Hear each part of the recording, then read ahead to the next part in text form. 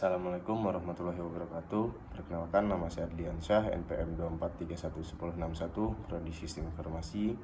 Baik, di sini saya akan menjelaskan atau mempresentasikan tentang struktur dan komponen sistem operasi. Baik, di sini saya akan mempresentasikan struktur dan komponen sistem operasi. Sebentar. Struktur sistem operasi menjelaskan bagaimana komponen-komponen OS saling berinteraksi untuk mengelola sumber daya komputer. Tujuannya adalah menciptakan sistem yang efisien, stabil, dan aman bagi pengguna dan aplikasi. Lapisan sistem operasi, lapisan pengguna user level berinteraksi langsung melalui antarmuka GUI atau CLI. Lapisan sistem level, menyediakan layanan dan fungsi OS. Lapisan kernel, mengontrol akses ke perangkat keras.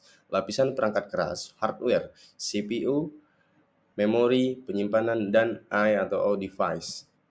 Komponen utama sistem operasi. Yang pertama, manajemen proses, mengatur pembuatan, eksekusi, dan penghentian proses.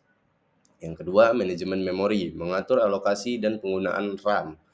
Yang ketiga, manajemen file system, mengatur penyimpanan dan akses data. Manajemen I atau O, mengontrol komunikasi dengan perangkat input atau output.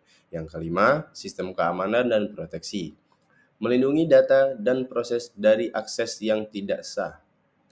Kernel adalah inti dari sistem operasi yang berfungsi untuk mengelola CPU, memori, dan perangkat keras, menyediakan layanan dasar bagi proses, menangani interupsi dan multitasking. Jenis kernel dibagi menjadi 3, yaitu monolithic kernel, yang kedua microkernel, yang ketiga hybrid kernel.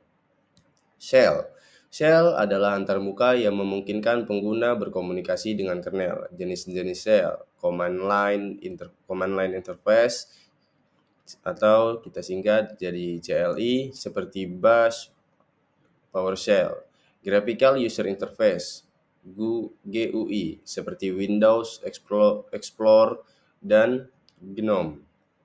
Fungsi utamanya menafsirkan perintah pengguna dan menjalankan program dan script. System call adalah mekanisme bagi program untuk meminta layanan dari OS. Contoh layanannya ada manajemen file, pembuatan proses, alokasi memori, dan komunikasi antar proses. Kategori utamanya, yang pertama proses control, file, dan yang kedua file management, yang ketiga device management, yang keempat information maintenance, yang kelima communication. Tipe struktur sistem operasi.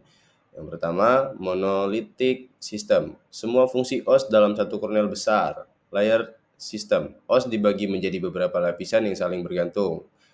Yang ketiga, microkernel system. Hanya fungsi inti di kernel, layanan lain di user space.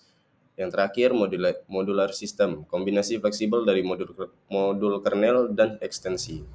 Contoh arsitektur OS. Yang pertama, Unix atau Linux monolithic ditambah modular. Windows NT, hybrid kernel. MacOS XNU, kombinasi mesh microkernel dan BSD layer. Yang terakhir, Android, kernel Linux ditambah middleware Java layer. Kesimpulannya, struktur sistem operasi menentukan cara OS bekerja dan berinteraksi dengan hardware. Komponen utama seperti kernel, shell, system call, dan manajemen sumber daya saling terintegrasi.